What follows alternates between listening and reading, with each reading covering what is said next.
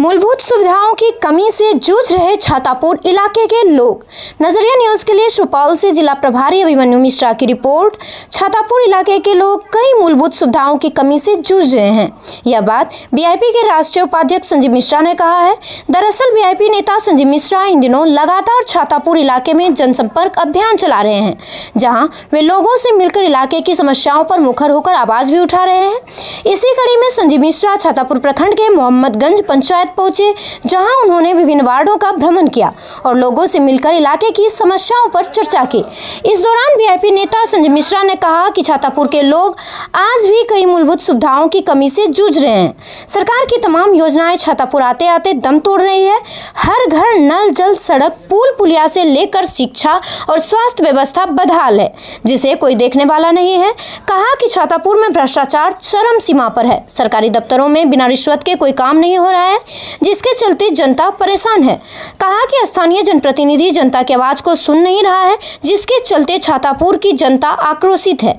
VIP नेता संजीव मिश्रा ने सरकार से इस दिशा में पहल करने की मांग की है।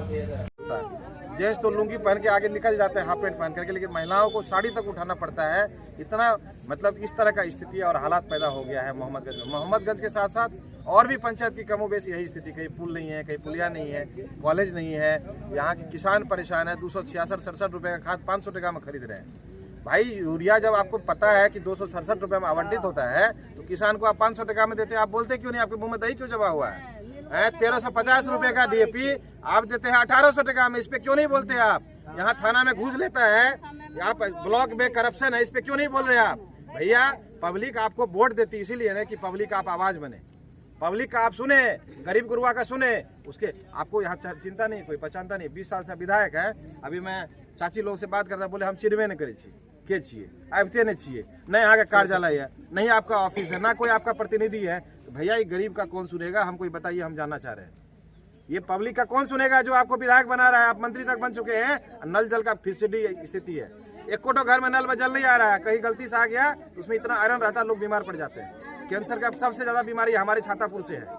आप देखिए, आए दिन कैंसर पेशेंट से मिलने में जाता हूँ। एक ही कारण है बीमारी का, पानी। पानी सबसे बड़ा फैक्टर है छातापुर में। मुझे देखिए, हर जगह यही स्थिति है, लेकिन चूंकि हम छातापुर से, हम छातापुर की बात करेंगे। छातापुर मेरे जहन में है, मेरे दिल में है और मेरे दिमाग में है, इसीलिए मैं छातापुर की बात करूंगा। किसी को अच्छा लगे, किसी को बुरा लगे, छातापुर का डेवलपमेंट हमको चाहिए।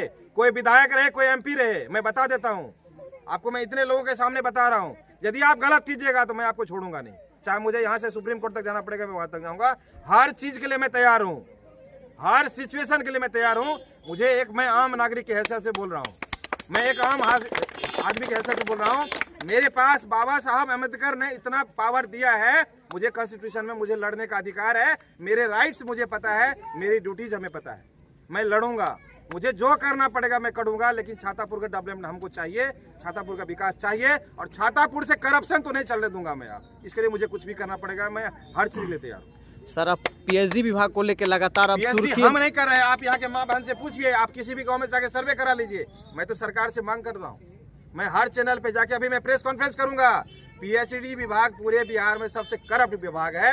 7 से 8% घूस लिया जाता है, खुलेआम टेंडर होता है, डमी टेंडर होता है। एक ही आदमी का परिवार में भाई